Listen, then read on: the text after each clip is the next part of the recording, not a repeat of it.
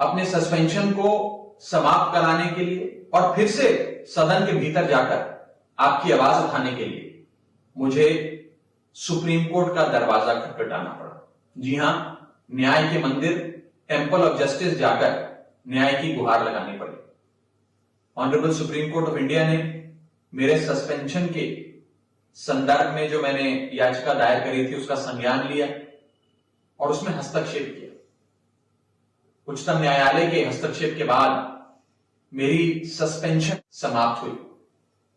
जी हां, आज संसद भवन के भीतर एक प्रस्ताव लाकर मेरी सस्पेंशन को खत्म किया गया।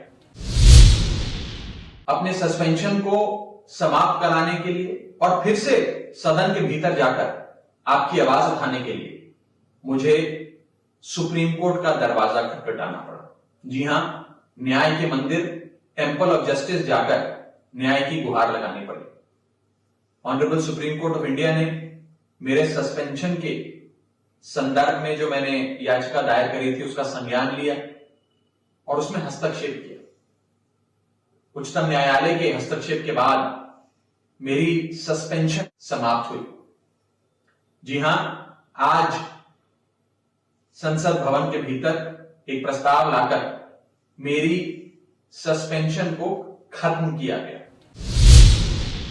अपने सस्पेंशन को समाप्त कराने के लिए और फिर से सदन के भीतर जाकर आपकी आवाज उठाने के लिए मुझे सुप्रीम कोर्ट का दरवाजा खटखटाना पड़ा।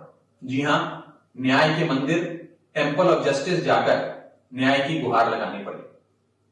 Honourable supreme court of India ने मेरे सस्पेंशन के संदर्भ में जो मैंने याचिका दायर करी थी उसका संज्ञान लिया और उसमें हस्तक्षेप किया।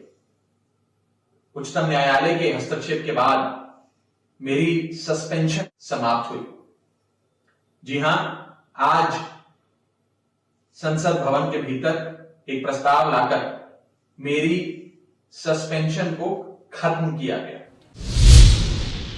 अपने सस्पेंशन को समाप्त कराने के लिए और फिर से सदन के भीतर जाकर आपकी आवाज उठाने के लिए मुझे सुप्रीम कोर्ट का दरवाजा खटखटाना पड़ा।